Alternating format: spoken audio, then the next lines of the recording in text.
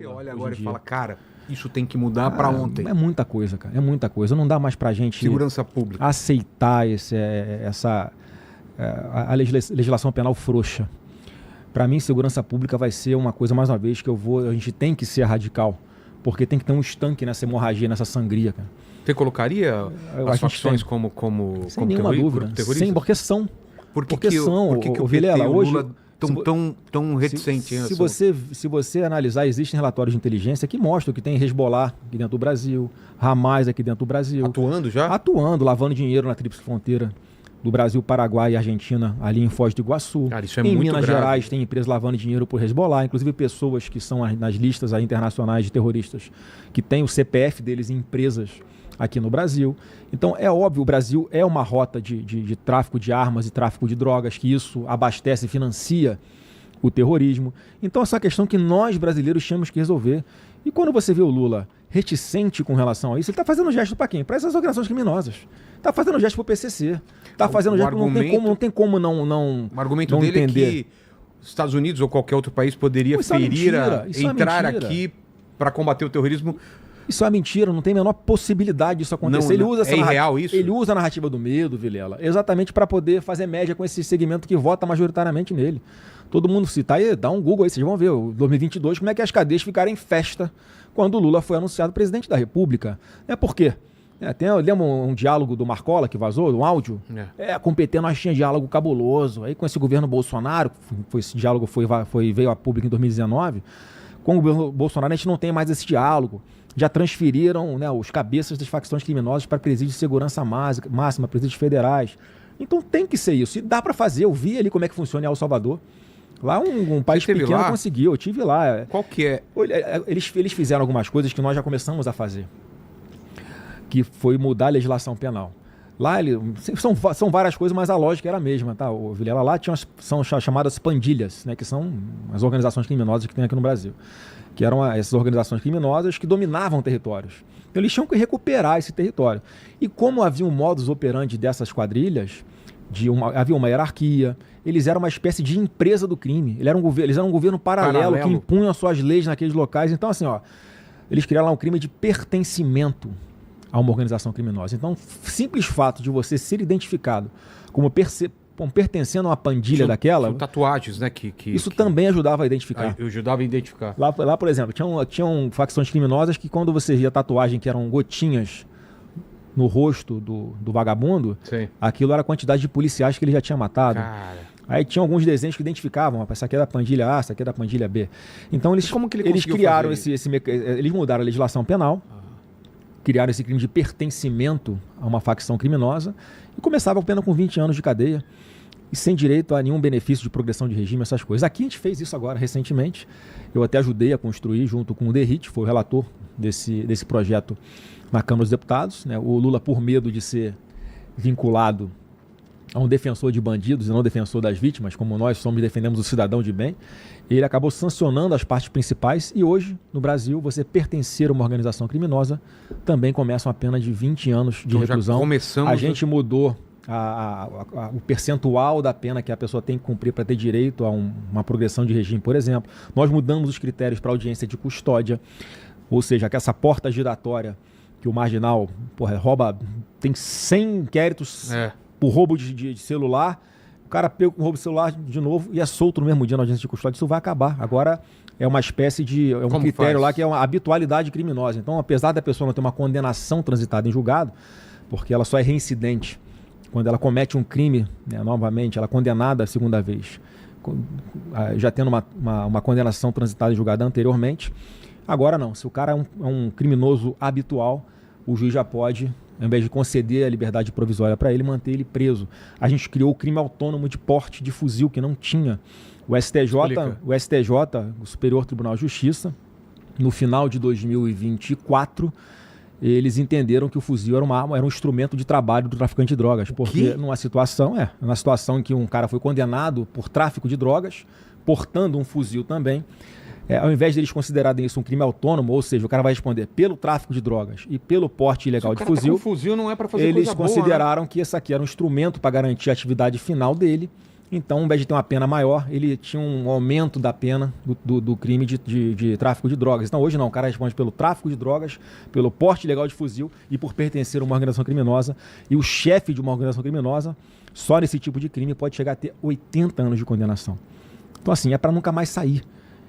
Isso tem que passar um recado para quem quer continuar investindo nessas atividades criminosas, porque se for pego, vai ser preso e não vai sair. Vai ter que continuar mais presídio, se enfrentar a polícia, vai ser neutralizado. Tem que ser assim mesmo, como aconteceu no Rio de Janeiro.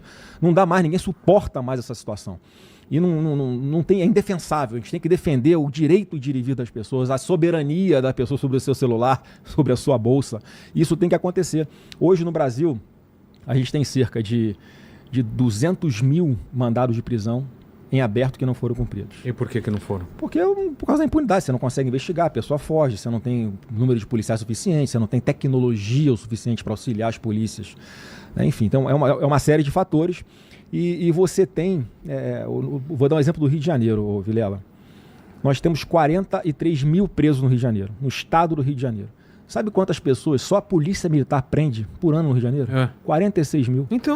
Então, olha como é que é a porta giratória, olha como é que é a impunidade. Vai ter que construir presídios, sim. Que eu ia falar. São aproximadamente... A experiência lá, eles construíram um presídio. Eles construíram em menos de um ano um presídio que é o CECOT, né, o Centro de Combate ao Terrorismo, que eles enquadraram essas facções criminosas lá como terroristas. Então, as pessoas só foram colocadas lá e a criminalidade despencou. El Salvador tinha 128 homicídios, a taxa de homicídio, né, de 128 por grupo de 100 mil habitantes, hoje eles têm 0,4 homicídios por 100 mil habitantes. Quer dizer, virou um país seguro. Tá? Eu vi cenas, a galera saindo à noite com família, criança e bebê no centro da cidade. E assaltando de novo, matando gente, mata policial, mata mulher. Aqui no Brasil. Então, assim, são os saidões que a gente também acabou. Né, com as saídas de feriados, né? Aquela história de alguém uma mulher que assassinou o pai e a mãe, dia dos pais e das mães, ela sai da cadeia e vai para casa. É um tapa na cara da sociedade. Então aqui a gente consegue, só para concluir a parte dos presídios, então a gente tem aproximadamente ali, Vila, 500 mil vagas de necessidade de construção de presídios. Para se construir mais presídios? Então precisa ter vontade de fazer mais nada. Não precisa aprovação?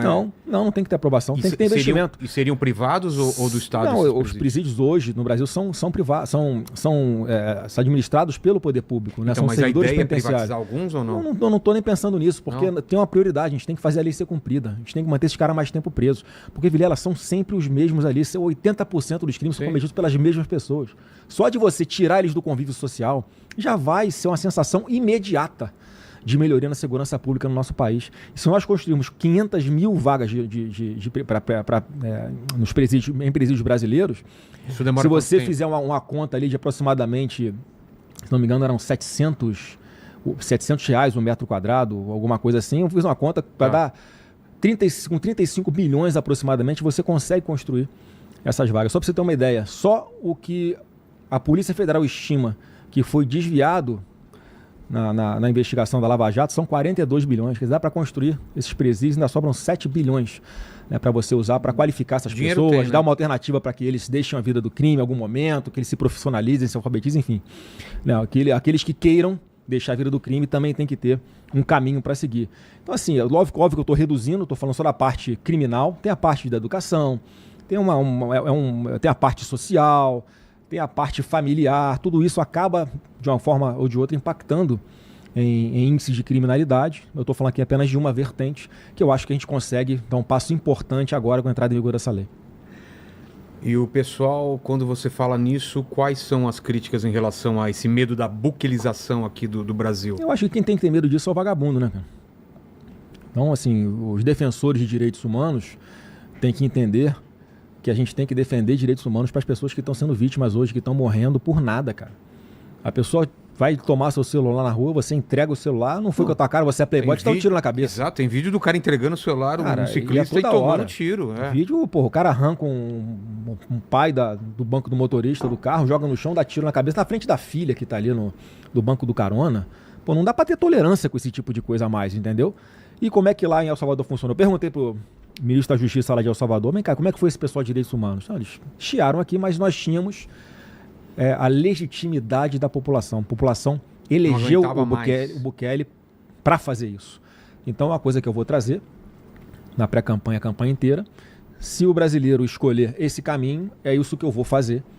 Tá? E mega não vou abrir mão. operação, para você, meio que deu um norte pela opinião pública em relação à mega operação que aconteceu no Rio? A gente no Rio de Janeiro estava sufocado. A gente estava esperando um lampejo de esperança de novo. Pô, vamos conseguir sair dessa areia movediça que a gente está aqui. Os criminosos estão mandando em tudo. Não tem mais lugar, não tem mais horário. É violência para tudo quanto é lado.